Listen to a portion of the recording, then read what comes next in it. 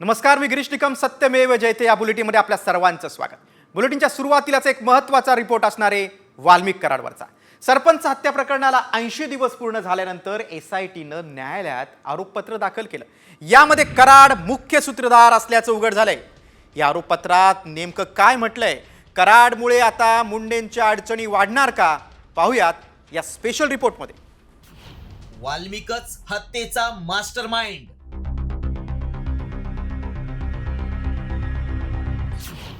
वाल्मिक नाही तर हा वाल्या. वाल्मिक सूत्रधार, मुंडे अडकणार. सरपंच संतोष देशमुख हत्या प्रकरणी SITनं न्यायालयात आरोपपत्र दाखल केलंय. या आरोपपत्रात मकोका अंतर्गत अटकेत असलेला वाल्मिक कराड हाच मुख्य सूत्रधार असल्याचं म्हटलंय. त्यामुळे पुन्हा एकदा वाल्मिक कराड भोवती कारवाईचा फास अवळला गेलाय. या आरोपपत्रात नेमकं काय म्हटलंय पाहूया. वाल्मिक कराडच संतोष देशमुखांच्या हत्येचा सूत्रधार आहे. आरोपपत्रात विष्णू चाटेचा आरोपी नंबर 2 असा उल्लेख आहे. 29 नोव्हेंबरला सुदर्शनच्या फोनवरून कराडनं खंडणी मागितली. 6 डिसेंबरला देशमुखांचा सुदर्शन घुले, प्रतीक घुले आणि सांगळेशी वाद झाला.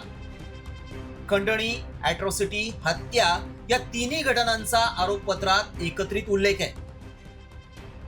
राज्याला हादरवून सोडणाऱ्या सरपंच हत्या प्रकरणात तब्बल 80 दिवसांनंतर SITनं आरोपपत्र दाखल केलंय. त्यात हत्येतील आरोपींची नावं समोर आली आहेत. यात आरोपी क्रमांक 1 म्हणून वाल्मिक कराडचा उल्लेख आहे, तर विष्णू चाटे हा आरोपी क्रमांक 2 आहे. आरोपी क्रमांक 3 सुदर्शन घुले, आरोपी क्रमांक 4 प्रतीक घुले, आरोपी क्रमांक 5 सुधीर सांगळे, आरोपी क्रमांक 6 महेश केदार, आरोपी क्रमांक 7 जयराम चाटे आणि 8वा आरोपी कृष्णा आंधळे हा अद्यापही फरार आहे. आरोपपत्रात थेट वाल्मिक कराड मुख्य सूत्रधार असल्याचा ठपका ठेवण्यात आल्यानं देशमुख कुटुंबियांनी समाधान व्यक्त केलंय. नाही, आम्ही जे सांगत होतो खंडणी आणि खुनातले सगळे आरोपी एकच आहेत. ते जे तपासात सिद्ध झालेलं आहे तीच फक्त माहिती समोर आलेली आहे आणि तीच खरी आहे. म्हणून तुमची पहिली प्रतिक्रिया. जे PCR झाले, जे MCR झाले, त्याच्यातून ही माहिती समोर आलेली आहे. म्हणजे जे पहिला आरोपी ते शेवटचा आरोपी, मग सुरुवातीचे आरोपी कोण, मुख्य आरोपी कोण, ह्यांनी ज्या भूमिका मांडल्या, ह्यांनी जे जाळं पसरवलेलं होतं त्याच्यातून ते सिद्ध झालेलं आहे. आणि आम्ही देखील तेच म्हणत आहोत की हेच सगळे मुख्य सूत्रधार आहेत आणि त्या सूत्रधाराच्या संघटित गुन्हेगारीतूनच हा आमच्या भावाचा खून झालेला आहे. रामायणात वाल्याचा वाल्मिकी झाला, मात्र सरपंच संतोष देशमुखांची हत्या करणारा बीड जिल्ह्यातील हा वाल्या असल्याचं स्पष्ट झालंय. हा वाल्मिक आपला निकटवर्ती असल्याची कबुलीच मंत्री धनंजय मुंडेंनी दिली होती. त्यामुळे आता धनंजय मुंडेंच्या अडचणी वाढणार का याकडे लक्ष लागलंय. योगेश काशीसह ब्युरो रिपोर्ट, साम TV न्यूज. कराडात कसा मास्टर माइंड आहे ते आपण पाहिला रिपोर्टमधनं. पुढच्या बातमीकडे. सरपंच देशमुख हत्येच्या आरोपपत्राची कॉपी सामच्या हाती लागली. या आरोपपत्रातून धक्कादायक माहिती समोर आलेली आहे. CIDच्या पथकानं बीडच्या कोर्टामध्ये 1500 पानांचं आरोपपत्र दाखल केलं आणि या आरोपपत्राची कॉपी आता सामच्या हाती लागलेली आहे. वाल्मिक कराडच सरपंच हत्येचा कट कसा रचला आपण ते पाहूया. 8 ऑक्टोबर 2024 आवादा कंपनीचे जमीन अधिग्रहण अधिकारी कराडला भेटले. कंपनी चालू ठेवण्यासाठी 2 कोटींची खंडणी कराडनं मागितली. खंडणी न दिल्यास बीडमधील आवादाची सर्व कामं बंद करण्याची धमकी. कराड अधिकाऱ्याला धमकावताना विष्णू चाटे उपस्थित होता. 29 नोव्हेंबर 2024 घुलेनं आवादा कंपनीत जाऊन काम बंद करण्याची धमकी दिली. वाल्मिक अण्णांची डिमांड पूर्ण होईपर्यंत काम बंद ठेवा. आवादा कंपनी खंडणी देत नसल्यानं कराडसह सर्व आरोपींची मीटिंग झाली. 6 डिसेंबर 2024 सुदर्शन घुले, प्रतीक घुले आणि सुधीर सांगळे आवादा कंपनीत. सुरक्षा रक्षकाला मारहाण करून जातीवाचक शिवीगाळ. कर्मचाऱ्यानं सरपंच संतोष देशमुखांना घडलेला प्रकार सांगितला. सरपंचांची घुलेसह साथीदारांना कंपनी बंद न करण्याची विनंती. लोकांचा रोजगार जाण्याची देशमुखांकडून भीती व्यक्त. सरपंच तुला बघून घेऊ, तुला जिवंत सोडणार नाही अशी घुलेकडून धमकी. विष्णू चाटेकडून सरपंचांना जिवे मारण्याची वारंवार धमकी. 8 डिसेंबर 2024 सरपंच आडवा आल्यास कायमचा धडा शिकवा. कराडचा साथीदारांना निरोप. हत्येचा कट कसा रचला ते आपण ग्राफिकच्या माध्यमातून पाहिलं. आता आपण दमानी यांच्या आरोपांकडे बोलूया. धनंजय मुंडे जर राजकारणात राहिले तर अनेक कराड तयार होतील असा आरोप सामाजिक कार्यकर्त्या अंजली दमानी यांनी केलाय. मुंडेंचा राजीनामा लवकरात लवकर घ्यावा अशी मागणी देखील दमानी यांनी केलेली आहे. संतोष देशमुख जर आपल्यामध्ये आडवा आला तर त्याला संपवलं पाहिजे.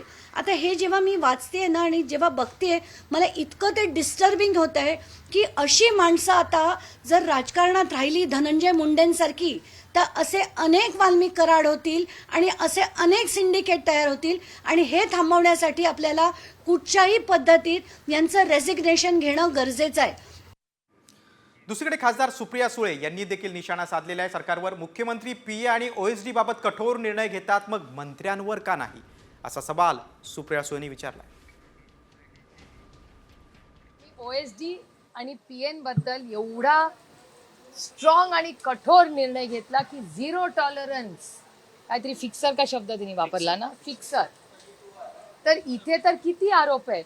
इथे खंडणी, त्याच्यानंतर हार्वेस्टरचे पैसे, पीक विम्यामध्ये काढलेले पैसे, डोमेस्टिक व्हायलन्स, अजून हत्या प्रकरणी अनेक त्यांच्यावर आरोप प्रत्यारोप झालेले. त्याच्यामुळे अजून कुठला गुन्हा करायचा राहिला.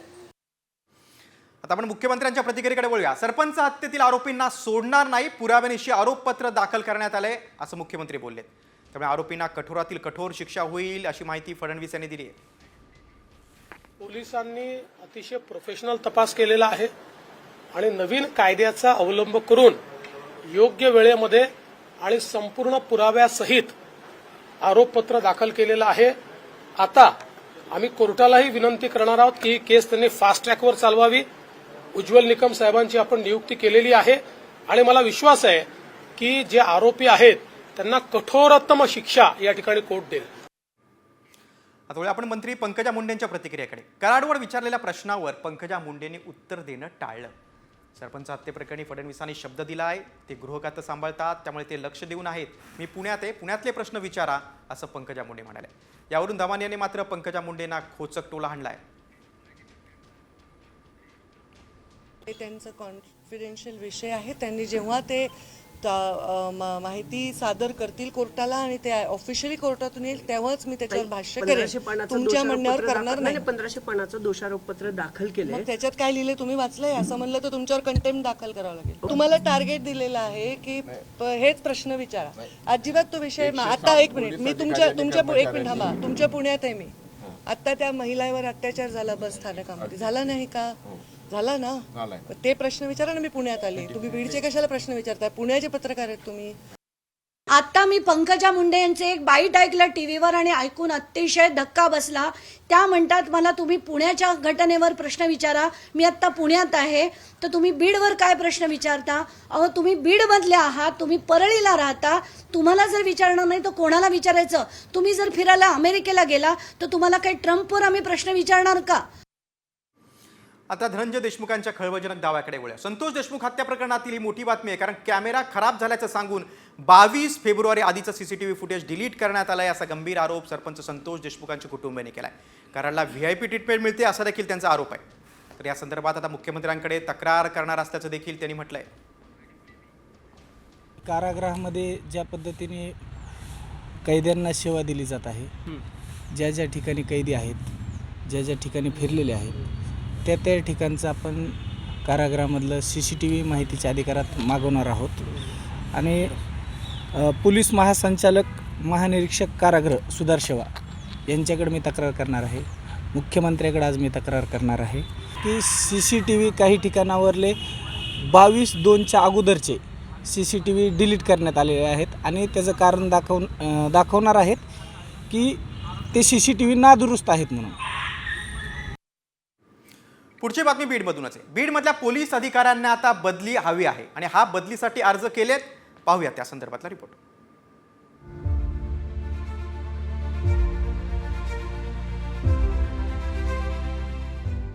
मस्साजोग सरपंच हत्या प्रकरणानंतर अनेक वादग्रस्त प्रकार समोर आल्यामुळे देशभरात बीड जिल्हा चर्चेत आलाय. अनेक पोलीस अधिकाऱ्यांवर वाल्मिक कराडसाठी काम करत असल्याचे वारंवार आरोप होत आहेत. तर आणखी काही जणांच्या मृत्यूवर प्रश्नचिन्ह निर्माण झाल्यामुळे पोलिसांच्या भूमिकेविषयी संशयाचं वातावरण निर्माण झालंय. त्यामुळे जिल्ह्यातल्या 172 पैकी तब्बल 107 अधिकाऱ्यांनी बदलीसाठी अर्ज केल्याचा दावा सामाजिक कार्यकर्त्या अंजली दमानी यांनी केलाय। यात 29 पैकी 15 ठाणेदारांचा समावेश आहे।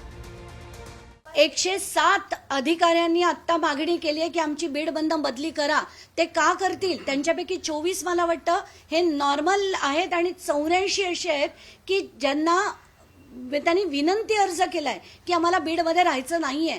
याच्याच वरनं कळतंय राजकीय दबाव किती मोठ्या प्रमाणात आहे। बीडमध्ये एकापाठोपाठ एक प्रकरण समोर येत असल्यामुळे पोलीस अधिकाऱ्यांवर राजकीय दबाव वाढत चालला आहे आणि त्यामुळे पोलिसांना बीड जिल्हा नको अशी चर्चा यामुळे रंगली आहे। पुढची बातमी आता राऊतांनी रामदास कदम यांच्यावर केलेल्या टीकेची। शिंदे गटाचे नेते रामदास कदमांच्या टीकेला आता राऊतांनी जोरदार उत्तर दिलंय। एक दिवस तुम्हाला पुन्हा मातोश्रीच्या दारात यावं लागेल असा माझा दावा आहे, असं उत्तर राऊतांनी दिलंय। उद्धव ठाकरेंना राज्यातून उद्ध्वस्त केल्याशिवाय मी माझं नाव सांगणार नाही असा घणाघात रामदास कदमांनी केला होता। ज्या पद्धतीनं उद्धव ठाकरेंनी अन्याय केला, ज्या पद्धतीनं त्याला संपर्काचा प्रयत्न केला, ज्या पद्धतीनं राजकारणाचा पूर्णपणे उद्ध्वस्त करण्याचा प्रयत्न केला, उद्धव ठाकरे आज पुण्याचा सांगतोय या महाराष्ट्रातून तुला उद्ध्वस्त नाही केला तर माझं नाव रामदास कदम नाही, हे सांगतोय। जे महाराष्ट्राचा विध्वंस करायला निघालेले आहेत, दिल्लीच्या मोगलाईबरोबर हात मिळवणी करून त्यांना रोखण्याची आणि इथे संपवण्याची ताकद आजही माननीय उद्धव ठाकरे यांच्या नेतृत्वाखालच्या शिवसेनेमध्ये परमेश्वरानं आम्हाला दिलेली आहे। हे तुमचं जे फडफड नाही तात्पुरतं आहे, सत्ता आहे म्हणून तुमचं फडफड नाही। एक दिवस तुम्हाला पुन्हा मातोश्रीच्या दारात यावं लागेल, शिवसेना भवनाच्या दारात उभं राहावं लागेल। हे माझं भाकीत नसून हा माझा दावा आहे। पुढच्या राजकीय बातमीकडे। उपमुख्यमंत्री एकनाथ शिंदे यांनी पुणे दौऱ्यावर असताना कार्यकर्त्यांशी बोलताना पुण्यात आपल्याला भगवा फडकवायचा आहे असं विधान केलं होतं। शिंदेंच्या या वक्तव्यावर आता उपमुख्यमंत्री अजित पवार यांनी उत्तर दिलंय। शिंदे प्रत्येक जिल्ह्यात तसं सांगू शकतात असा टोला अजित पवारांनी लगावला। आज भगवा झेंडा त्यांनी हातात धरलाय। हाच भगवा झेंडा डौलाने येणाऱ्या स्थानिक स्वराज्य संस्थांवर फडकला पाहिजे। बाबू शेठ, आपले देवराम शेठ, खुशी खुशी फडकला पाहिजे। ते महाराष्ट्रात गेल्यानंतर प्रत्येक जिल्ह्यात तसं सांगू शकतात। आमचे देवेंद्र फडणवीस साहेब गेले तर ते सांगू शकतात आपल्याला तो जिल्हा भाजपचा आपल्याला झेंडा तिथं रोवायचा आहे। आणि मी गेलो तर मी सांगू शकतो की आपल्याला राष्ट्रवादीचा तिरंगा झेंडा तिथं फडकवायचा आहे। ऐकाय ना, मी नाही सगळ्यांना सांगतो, ह्याच्यात विशेष काही नाही। तुम्ही किती असे उलट सुलट प्रश्न विचारले तर आम्ही फार एकजुटीने राहायचं ठरवलेलं आहे। आता पुढच्या राजकीय बातमी। मंत्री धनंजय मुंडे आणि कृषी मंत्री माणिकराव कोकाटेंना पक्षश्रेष्ठींकडून अभय मिळाले आणि या दोन्ही मंत्र्यांवर पक्षाच्या पातळीवर कोणतीही कारवाई करण्यात आली नाही। केवळ कमी बोलण्याबाबत पक्षश्रेष्ठींकडून समज देण्यात आली। मसाजोगचे सरपंच संतोष देशमुख यांच्या हत्येनंतर मंत्री धनंजय मुंडेंवर गंभीर आरोप करण्यात आले, तर खोटं कागदपत्र सादर करून शासनाकडून सदनिका लाटल्याचा आरोप कोर्टानं कृषी मंत्री माणिकराव कोकाटेंवर ठेवलेला आहे आणि 2 वर्षांची शिक्षाही सुनावलेली आहे। त्यामुळे नैतिकतेच्या आधारे या दोन्ही मंत्र्यांनी राजीनामा द्यावा अशी मागणी आता विरोधकांनी केली। मात्र विरोधकांच्या मागणीला केराची टोपली दाखवण्यात आली।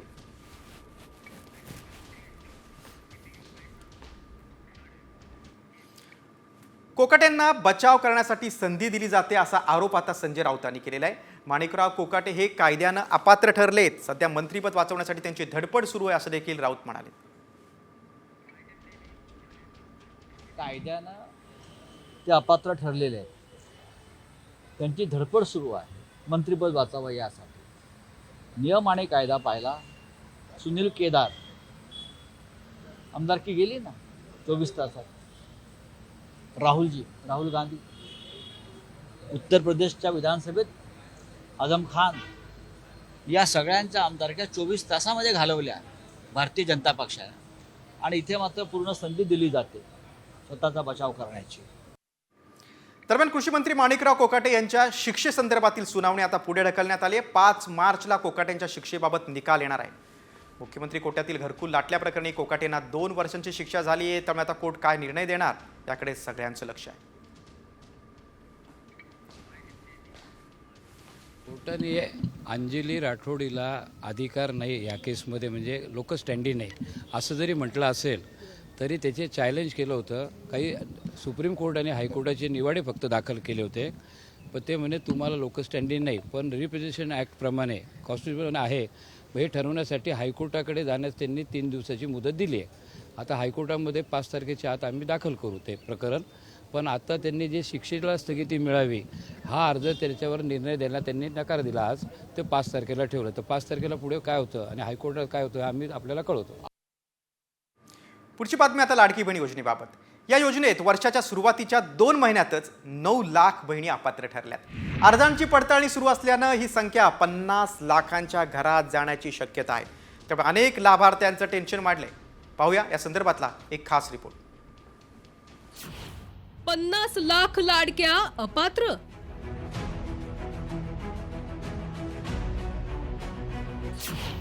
सरकारचे वर्षाचे 1600 कोटी वाचणार.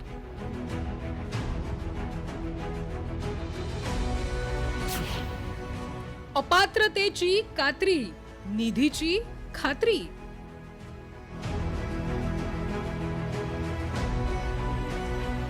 विधानसभा निवडणुकीच्या तोंडावर कोणतीही छाननी न करता महायुती सरकारने 2,40,00,000 लाडक्या बहिणींना दरमहा 1,500 रुपये वाटप सुरू केलं होतं. त्यामुळे राज्याच्या तिजोरीवर दर महिन्याला तब्बल 3600 कोटी रुपयांचा बोजा पडला. मात्र जसं पुन्हा महायुती सत्तेवर आली तेव्हापासून या सरकारने लाडक्या बहिणींच्या अपात्रतेचा धडाका लावला. आधी स्वतःहून माघार घेण्याचं आवाहन केलं, त्यानंतर छाननी करत नावं कमी करण्यात आली. त्यात एकापेक्षा जास्त सरकारी योजनांचा लाभ घेणाऱ्यांची संख्या मोठी आहे. आपण पाहूयात किती लाडक्या अपात्र होणार आणि त्यामुळे सरकारी तिजोरीवरचा भार किती कमी होणार आहे. गेल्या 2 महिन्यात 9 लाख लाभार्थींची संख्या कमी झाली आहे. छाननीमध्ये जानेवारी महिन्यात 5 लाख तर फेब्रुवारीत 4 लाख महिला अपात्र ठरल्यात. योजनेचे निकष लावल्यानंतर टप्प्याटप्प्याने 50 लाख महिला अपात्र होण्याची शक्यता वर्तवली जाते. त्यामुळे सरकारच्या तिजोरीवरील खर्च दरमहा 135 कोटी आणि वर्षाला 1,620 कोटी रुपये वाचणार आहे. असं आहे की सरकार ठाम निर्णय जर घेणार असेल आणि त्या महिलांना वंचित ठेवणार असेल, त्या महिलाच एकत्रित येतील आणि सरकारच्या विरोधी त्या भूमिका घेतील. आमचं मत मी तुम्हाला क्लिअर सांगितलं की एकदा दिलेलं आहे आणि दिल्यानंतर तुम्ही त्यांचं नाव वगळणं हे योग्य आहे असं वाटेल. अनेक महिलांना आपली फसवणूक झाली असं वाटेल. ही योजना गेल्या वर्षी जुलै महिन्यात सुरू झाल्यापासून सुमारे 2.5 कोटी महिलांना फायदा झाला. या योजनेत 30 ते 39 वर्ष वयोगटातील 29% महिलांचा समावेश आहे. 40 ते 49 गटातील 23.6%, 50 ते 65 वयोगटातील 22% आणि 60 ते 65 वयोगटातील 5% महिला आहेत. मात्र आता निकषाच्या कात्रीत अनेक महिला बाद झाल्यात. या योजनेत काही पुरुषांनी पण खातं उघडल्याचं निष्पन्न झालं होतं, तर काही जणांच्या नावावर अनेक खाती असल्याचं समोर आलं. या योजनेतील अनेक गैरप्रकार समोर आले. या योजनेमुळे सरकारी तिजोरीवर मोठा ताण येत असल्याचं उघड झालं. त्यामुळेच निवडणुकीत गेम चेंजर ठरलेल्या या योजनेचे लाभार्थी केवळ गरजूच असतील याकडे सरकारचं कटाक्षाने लक्ष आहे. ब्युरो रिपोर्ट, साम टीव्ही. आता बातमी राज्यातील एसटीने प्रवास करणाऱ्या महिलांच्या सुरक्षेबाबत. दररोज सरासरी 20 लाख महिला लालपरीमधून प्रवास करतात. त्यातून सरकारला वार्षिक 3,000 कोटी रुपये मिळतात. मात्र तरी देखील लाडक्या बहिणींच्या सुरक्षेसाठी एकही आगारात स्थानकात महिला सुरक्षा रक्षक नसल्याचं धक्कादायक वास्तव समोर आले. बघा लाडक्या बहिणींची सुरक्षा कशी वाऱ्यावर आहे ती पाहूया आपण. एकूण आगार 251, एकूण विभाग 31.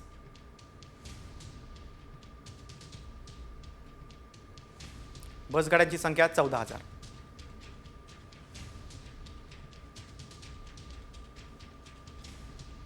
दररोजच्या महिला प्रवासी 20 लाख.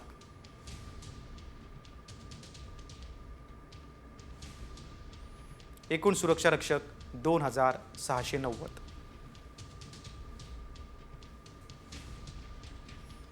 महिला सुरक्षा रक्षकांची मात्र नियुक्तीच नाही.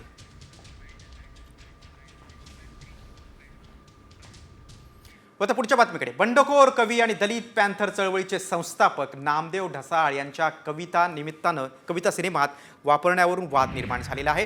ढसाळ यांच्या पत्नी मल्लिका अमर शेख यांनी काय आक्षेप घेतला आहे आणि सेन्सॉर बोर्डाला काय इशारा दिलाय त्यावरचा हा विशेष रिपोर्ट. सेन्सॉर बोर्डावर कारवाई करा. नामदेव ढसाळांच्या पत्नीची मागणी. सेन्सॉरचं डोकं ठिकाणावर आहे का? पद्मश्री विद्रोही कवी नामदेव ढसाळांच्या जीवनावर आधारित चल हल्ला बोल या चित्रपटाला सेन्सॉर बोर्डानं परवानगी नाकारली आहे. धक्कादायक बाब म्हणजे सेन्सॉर बोर्डानं या चित्रपटातील सर्व कविता काढून मगच प्रदर्शित कराव्यात अशी अट निर्मात्यांसमोर ठेवली. इतकंच नाही तर त्यांनी थेट कोण नामदेव ढसाळ आम्ही ओळखत नाही असा सवाल नोटीसमध्ये विचारल्यानं संताप व्यक्त होत असतानाच आता नामदेव ढसाळांची पत्नी मल्लिका ढसाळ यांनी या प्रकरणावर प्रतिक्रिया दिली आहे. नामदेव ढसाळ यांच्या कविता आणि त्यांचं साहित्य हे वापरण्याची कुणालाही परमिशन नाही माझ्या परवानगीशिवाय. आणि त्यांनी त्या हल्ला बोल पिक्चरमध्ये नामदेवची गाणी वापरलेत, कविता वापरल्यात, कुणाला विचारून? प्रॉपर्टी ॲक्ट प्रमाणे 50 वर्षानंतर ती मालमत्ता जे इंटेलेक्च्युअल प्रॉपर्टी असते ती समाजाच्या मालकीची होते. पण अजून त्याला 50 वर्ष झालेली नाही आहेत. एकीकडे सेन्सॉरनं हु इज नामदेव ढसाळ विचारून नव्या वादाला तोंड फोडलं. त्यातच नामदेव ढसाळांच्या पत्नीनं चल हल्ला बोल चित्रपटाविषयी देखील मोठा खुलासा केला. दिग्दर्शकांना कोणतीही परवानगी न घेता नामदेव ढसाळांच्या कविता वापरल्याचा खुलासा त्यांनी केला. सगळ्यात महत्त्वाची गोष्ट म्हणजे आणि अत्यंत दुःखाची गोष्ट एक शोकांतिका आहे मराठी माणसाची की त्यांच्या मातीतच आणि मराठी भाषा दिनाच्या दिवशी या लोकांनी नामदेव ढसाळ कोण आहे हे विचारणारी मुद्दाम दरपोक्ती करणारा माणूस त्याला ताबडतोब त्याचं निलंबन केलं पाहिजे आणि मी याचा तीव्र शब्दात निषेध करते. दरम्यान चित्रपटाचं नेमकं प्रकरण काय आहे पाहूया. चित्रपट 1 जुलै 2024 रोजी मान्यतेसाठी सेन्सॉरकडे पाठवण्यात आला. चित्रपटातील कवितांमध्ये शिव्या आणि अश्लीलता असल्याचं सेन्सॉरचं मत. कविता नामदेव ढसाळांनी लिहिल्याची माहिती दिग्दर्शकाकडून सादर करण्यात आली. अधिकाऱ्यांचं कोण ढसाळ आम्ही ओळखत नाही असं उत्तर आलं. दलित साहित्यात परिवर्तन घडवणारे गोलपीटकार नामदेव ढसाळांनी केलेल्या अतुलनीय कामासाठी त्यांना 1999 साली पद्मश्री पुरस्कारानं गौरवण्यात आलं होतं. मात्र आता चल हल्ला बोलच्या निमित्तानं ढसाळ पुन्हा चर्चेत आले. त्यानिमित्तानं तरी नव्या पिढीला हु इज ढसाळ या प्रश्नाचं उत्तर मिळेल अशीच आशा आहे. ब्युरो रिपोर्ट, साम टीव्ही. पुणे महापालिकेच्या सांस्कृतिक धोरणात तज्ज्ञ सल्लागार म्हणून राहुल सोलापूरकर यांची नियुक्ती करण्यात आलेली आहे. राहुल सोलापूरकरांच्या नियुक्तीमुळे आता मात्र नवीन वाद निर्माण होण्याची शक्यता आहे. कारण सोलापूरकर यांनी छत्रपती शिवाजी महाराज आणि डॉक्टर बाबासाहेब आंबेडकर यांच्याबद्दल वादग्रस्त विधान केलं होतं. त्यामुळे आधीच सोलापूरकर वादात अडकले होते. मात्र आता पुणे मनपानं सांस्कृतिक धोरणात तज्ज्ञ सल्लागार म्हणून नियुक्ती केल्यानं आणखीन वाद निर्माण होण्याची शक्यता आहे. पुणे महानगरपालिकेने पुण्याचं सांस्कृतिक जे काही धोरण आखायचं आहे त्याच्याबद्दलचं एक समिती तयार केली आहे. त्याच्यात 40-50 लोक. चांगली गोष्ट आहे. एखाद्या शहराच्या सांस्कृतिक सुधारासाठी जेव्हा आपण एखादी असं काही काम करतो तेव्हा त्या शहराला त्याचा फायदा असतो. पण आपण कोणाला घेतो? मुद्दाम घेतात राहुल सोलापूरकरला. त्यांनी शिवाजीराजेंचा अपमान केला, महाराजांचा अपमान केला, महाराजांच्या कर्तृत्वावरती प्रश्नचिन्ह निर्माण केलं, महाराजांच्या शौर्यावरती त्यांच्या हुशारीवरती प्रश्नचिन्ह निर्माण केलं. तो राहुल सोलापूरकरच तुम्हाला लागतो? ह्याच्यात आम्ही काय बोध घ्यायचा? या मातीतली फुले, शाहू, आंबेडकर, छत्रपती शिवाजी महाराज या सगळ्यांची आयडिओलॉजी उद्ध्वस्त करून टाकायची आहे आणि गोळवलकर, हेडगेवार, श्यामाप्रसाद मुखर्जींची आयडिओलॉजी स्थापित करायची आहे. त्यांच्याकडून वेगळ्या काही अपेक्षाच करू नयेत. परंतु देवेंद्रजी आता एक काम करा, राहुल सोलापूरकरची तर नियुक्ती आपण करा, परंतु याच्यामधला एक महत्त्वाचा संदर्भ ग्रंथ पुरवणारा माणूस म्हणून त्याच्यामध्ये आपण प्रशांत कोरटकर सारख्या माणसांना पण घ्या. सोलापूरकर यांच्यानंतर वादग्रस्त विधान करणाऱ्या कोरटकरकडे वळूया. इतिहास संशोधक इंद्रजित सावंतांना प्रशांत कोरटकरांनी दिलेल्या धमकीचं प्रकरण चिघळत चाललेलं आहे. कोरटकराविरोधात अनेक ठिकाणी आता गुन्हे दाखल झालेत. मात्र कोरटकर पोलिसांच्या हातावर तुरी देऊन पसार झालाय. कोण आहे कोरटकर मागे? कोरटकरचा आका कोण आहे? त्यावरचा हा विशेष रिपोर्ट. बेताल कोरटकर कुठे पळाला?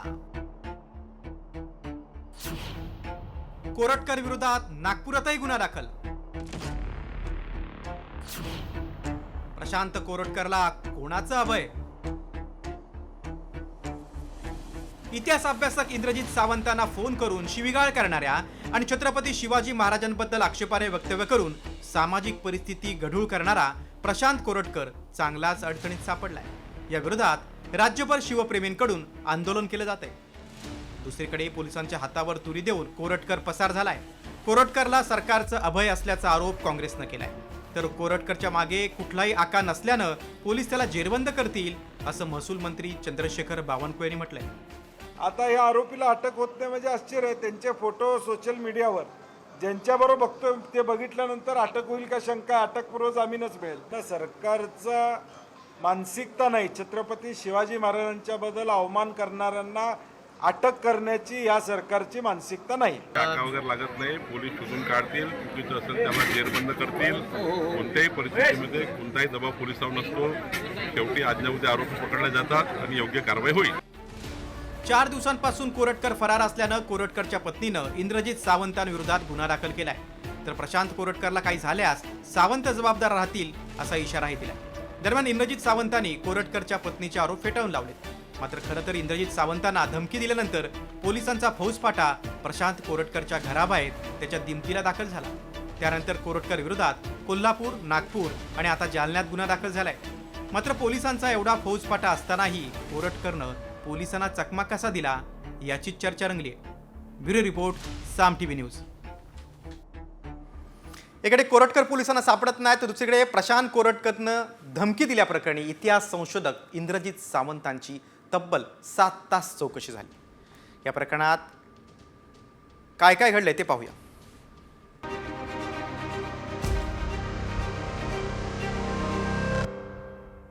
इतिहास अभ्यासक इंद्रजित सावंत यांना प्रशांत कोरटकरनं फोनवरून जीवे मारण्याची धमकी दिल्याप्रकरणी आता फॉरेन्सिक विभागाकडून चौकशी सुरू झाली.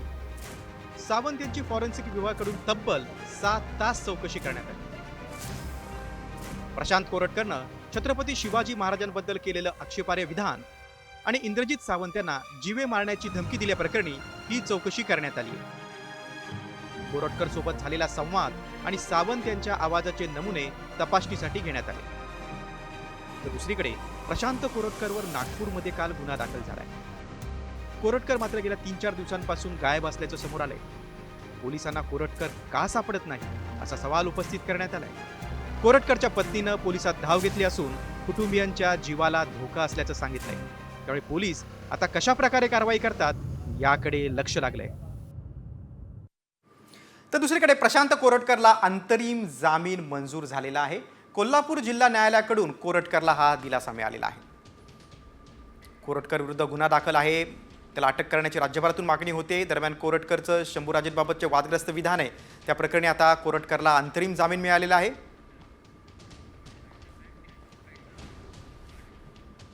पुढची बातमी आता नाशिकमधून. गंगापूर रोडवरील एका कॅफेवर भाजपचे आमदार देवयानी फरांदे यांनी पोलिसांना घेऊन छापा टाकला. यावेळी कॅफेमध्ये अश्लील प्रकार सुरू असल्याचा दावा करण्यात आला. भाड्यानं तासांसाठी रूम दिली जात होती याची माहिती मिळताच फरांदेने छापा टाकला. यावेळी कॅफेत काही कपल आढळून आले. कॅफेच्या आडून गैरकृत्य सुरू असल्याचा आरोप होतो. स्वतः ह्या ठिकाणी मी स्वतः धाड टाकली आणि त्याच्यामध्ये मला अतिशय वाईट अशा गोष्टी ह्या ठिकाणी आढळून आल्या. नाशिकची संस्कृती बिघडत आहे. नाशिक शहर पोलिसांनी ह्या विषयावरती तातडीने काम करायला पाहिजे आणि गंगापूर पोलीस स्टेशन असेल, सरकारवाडा पोलीस स्टेशन असेल, ह्यांच्या हद्दीमध्ये हे सगळे विषय असे चालू असताना ह्याच्यावरती आजपर्यंत कारवाई झालेली नाही आहे. मी नाशिक शहराच्या पोलीस आयुक्तांना भेटून ह्या सगळ्या विषयांमध्ये शहरामध्ये अशा पद्धतीचे अनेक ठिकाणी हे व्यवसाय असे चालू आहे आणि एकूणच नाशिकची संस्कृती बिघडवण्याचं काम चालू आहे. शिवशाही बस बलात्कार प्रकरणात आता नवीन धक्कादायक खुलासे समोर येत आहेत. अजित पवारांच्या राष्ट्रवादी काँग्रेसच्या प्रवक्त्या रुपाली ठोंबरे यांनी या प्रकरणावर एक मोठा दावा केलेला आहे. या प्रकरणात शारीरिक संबंध हे संमतीने झाले होते, मात्र व्यवहाराचे पैसे दिले नाहीत म्हणून वाद निर्माण झाल्याचा दावा रुपाली पाटील यांनी केलाय. मात्र यामुळे पुणे शहर नाहक बदनाम होत असल्याचा आरोपही त्यांनी केलाय.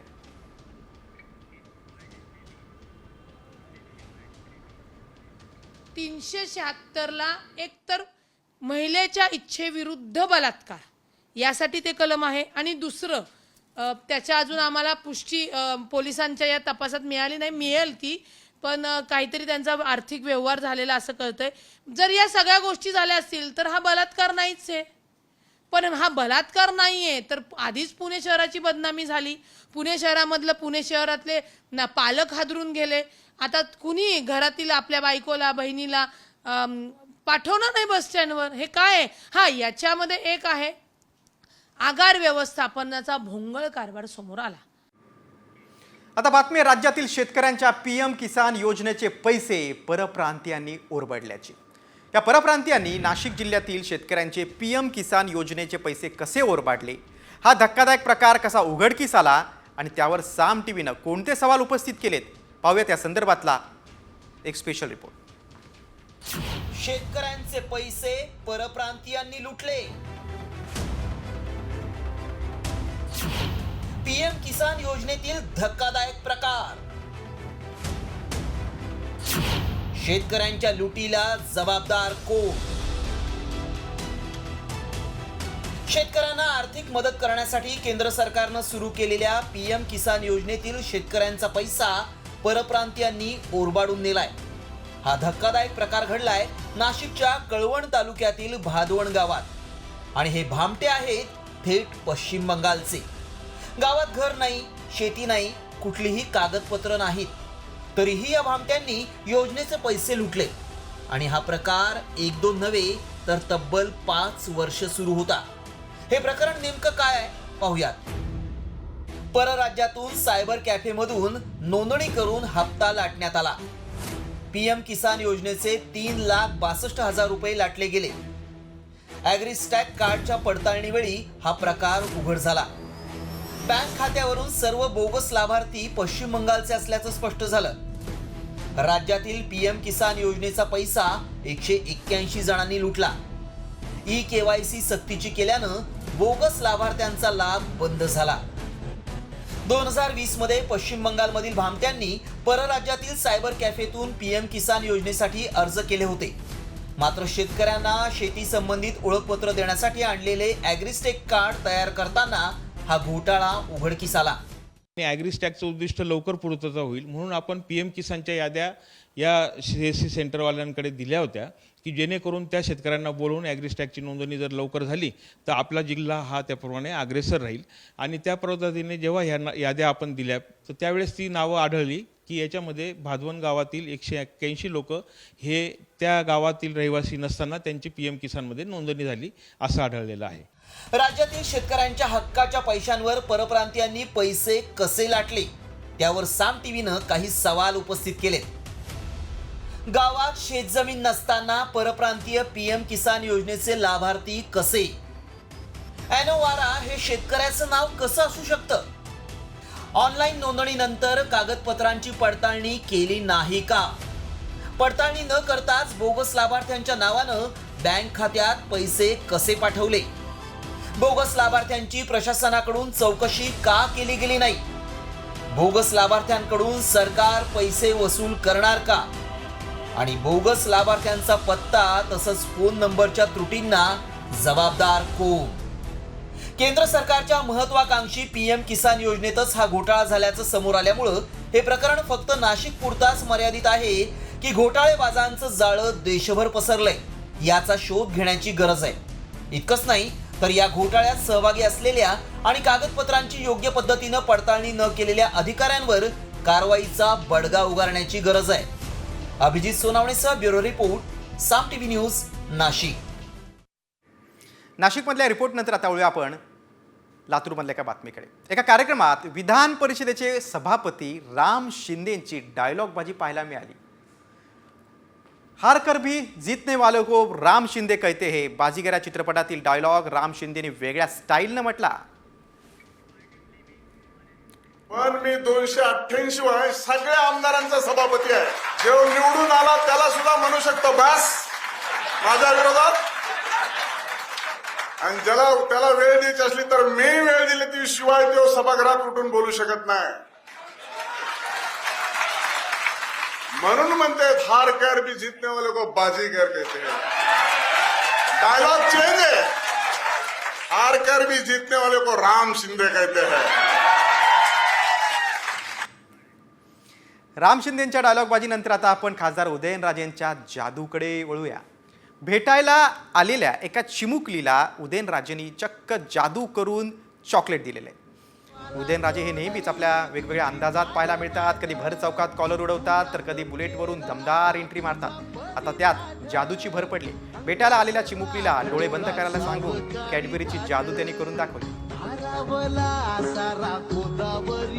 मात्र या जादूनं चिमुकली देखील अगदी खळखळून हसू लागली.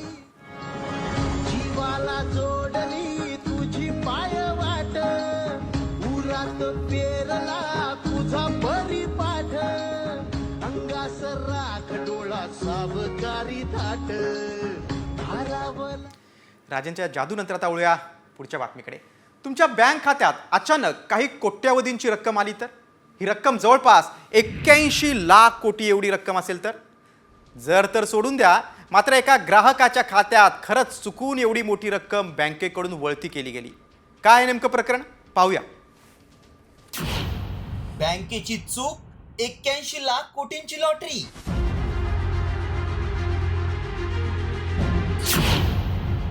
बँक खात्यात आले अचानक लाखो कोटी रुपये. खातेदार झाला मालामाल. आपल्या बँक खात्यावर महिन्याच्या शेवटी पगाराचे पैसे जमा झाले तरी काय आनंद होतो. त्यात जर कुणी तुमच्या बँक खात्यात अचानक 1000 नाही, लाख नाही, कोटी देखील नाही तर तब्बल 81 लाख कोटी रुपये टाकले तर हे गंमत नाही तर खरंच असं घडलंय.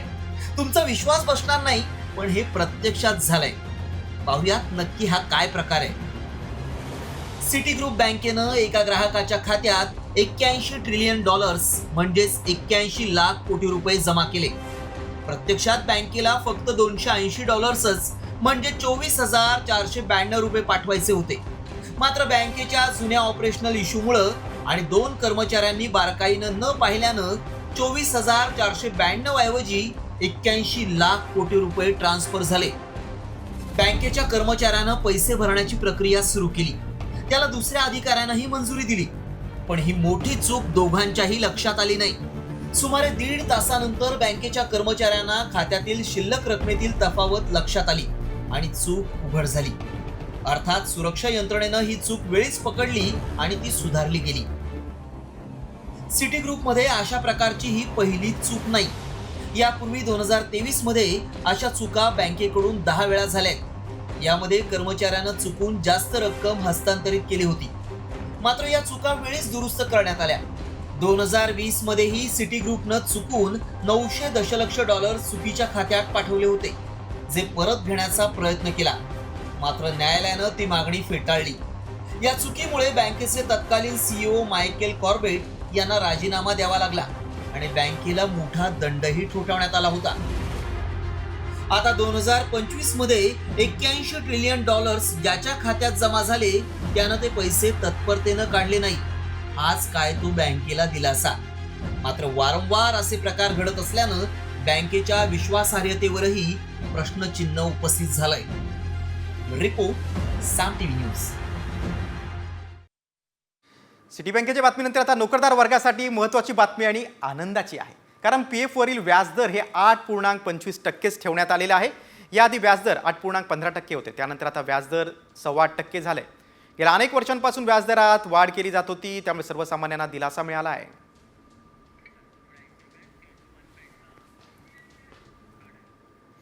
आणि आता 1 मार्चपासून काय काय बदल आहेत आपण पाहूया. प्रत्येक महिन्याच्या 1 तारखेला अनेक गोष्टींमध्ये बदल होत असतात. मार्च महिन्याची सुरुवात झालेली आहे. 1 तारखेपासून अनेक गोष्टींमध्ये झालेले बदल सर्वांच्या दैनंदिन जीवनावर परिणाम करू शकतात. LPG सिलेंडरच्या किमती, बँकेच्या मुदत ठेवींवरील व्याजदरात बदल असे अनेक बदल करण्यात आलेले आहेत. बघा नेमके काय बदल झाले त्या महिन्यापासून आपण पाहूया ग्राफिकच्या माध्यमातून. बघा डीमॅट अकाउंटमध्ये आता 10 जणांची नावं जोडता येणार. LPG सिलेंडरच्या किमतीमध्ये बदल होणार. बँकेच्या मुदत ठेवींवरील व्याजदरात देखील बदल. UPI मध्ये विमा आणि SB सुविधा प्रीमियम रक्कम देखील तुम्ही ब्लॉक करू शकता. वेटिंग तिकीट धारकांना स्लीपर किंवा AC कोचमध्ये आता नो एंट्री. आता मुंबईकरांसाठी महत्त्वाची बातमी आहे. आज रात्रीपासून मध्य आणि पश्चिम रेल्वेवर मेगा ब्लॉक असणार आहे. पश्चिम रेल्वेवर ग्रँट रोड ते मुंबई सेंट्रल दरम्यान पुलाच्या कामासाठी 13 तासांचा ब्लॉक घोषित केला आहे. मेगा ब्लॉकमध्ये मध्य रेल्वेच्या 168 लोकल फेऱ्या रद्द करण्यात आल्या. हार्बर आणि पश्चिम रेल्वेवरील ब्लॉकमुळे आता 227 लोकल फेऱ्या रद्द होणार आहेत. बघा मध्य आणि पश्चिम रेल्वेवर कुठे आणि किती वेळ हा मेगा ब्लॉक असेल आपण पाहूया ग्राफिकच्या माध्यमातून. त्या मुंबईकरांनो उद्या वेळापत्रक पहा. Station CSMT road, Byculla Wadala road 10 तासांचा मेगा ब्लॉक आहे. वेळ आज रात्री 11:15 ते उद्या सकाळी 9:15 वाजेपर्यंत. बघा तब्बल 10 तासांचा हा मेगा ब्लॉक आहे मध्य रेल्वेवर. मार्ग कुठला? अप डाऊन स्लो फास्ट आणि हार्बर अप डाऊन मार्गावर. बघा त्यानंतर पश्चिम रेल्वेवर पण 13 तासांचा मेगा ब्लॉक आहे.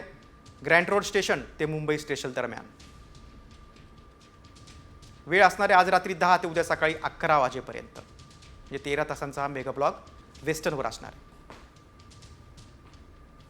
मार्ग असणारे अप अँड डाऊन फास्ट म्हणजे दोन्ही मार्गांवर.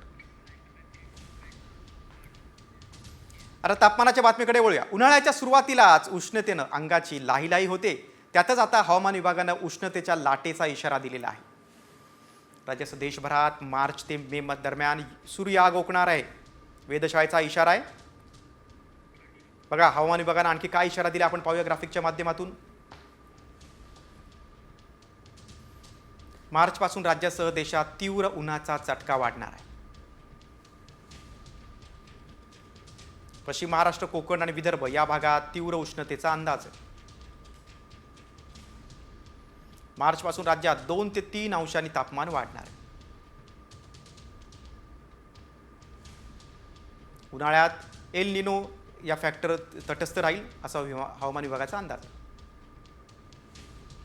मार्चमध्ये कोकण, मध्य महाराष्ट्र आणि मराठवाड्यात पावसाचा अंदाज आहे.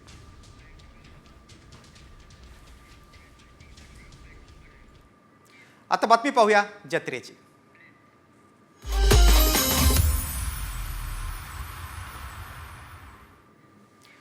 बातमी रायगड जिल्ह्यातून. महाडचं ग्रामदैवत श्री वीरेश्वर महाराजांच्या छबिना उत्सवाला प्रारंभ झालेला आहे.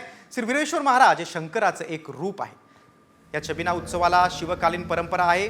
महाराष्ट्रातील मोठ्या धार्मिक यात्रांपैकी ही एक यात्रा आहे. या यात्रेला छबिना असा स्वतंत्र उल्लेख केला जातो. महाशिवरात्रीपुढे 5 दिवस चालणाऱ्या या छबिना उत्सव हा हळूहळू आता त्याला मोठं यात्रेचं स्वरूप आलेलं आहे. संपूर्ण महाराष्ट्रातून लाखोंच्या संख्येनं भाविक वीरेश्वर महाराजांच्या दर्शनाला येत असतात. महाडच्या ग्रामदेवतेचा हा उत्सव आहे.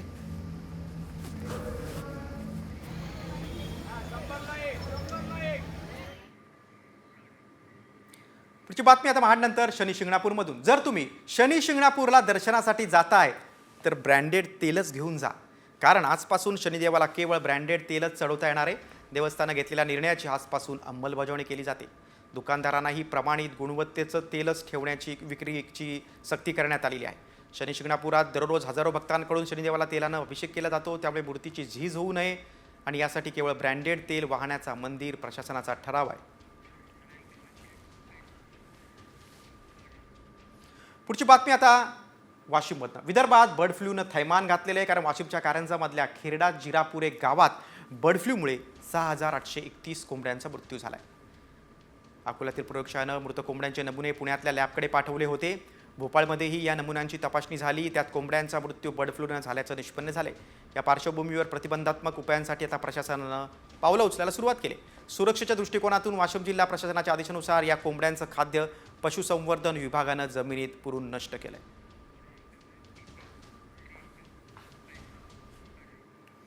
राज्यातल्या बातम्यांचा वेध घेतल्यानंतर एक आंतरराष्ट्रीय घडामोड.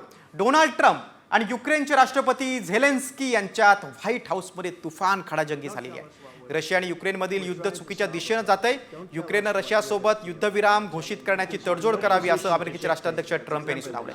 मात्र झेलेन्स्की यांनीही आक्रमक पवित्रा घेतला आणि रशियासोबत कुठलीही तडजोड करणार नसल्याचं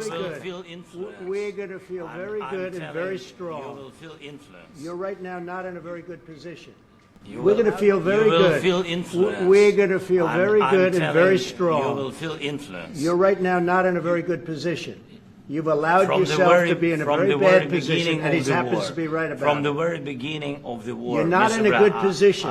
You don't have the cards right now. With us, you start having not playing cards. cards. Right now, you don't. I'm Yeah, you're serious, playing cards. Mr. President. You're I'm playing very cards. serious. You're gambling I'm the with the president lives of of the world. millions of people. You think You're gambling with World War III. what you're You're speaking gambling about? with What you're World speaking War about? III. And what you're doing is very disrespectful to the country, this country. I'm It's with back all to you. respect to your Far country. more than a lot of people said very they respect. should have. एका छोट्याशा ब्रेकनंतर लगेचच परततोय. पाहत राहा सत्यमेव जयते. साम helpline. तुमच्या परिसरातील समस्या, तुमचे प्रश्न कुणी दखल घेत नाही. व्हिडिओ बनवा आणि पाठवा 9594885566 या व्हॉट्सअप नंबरवर. आम्ही होऊ तुमचा आवाज. साम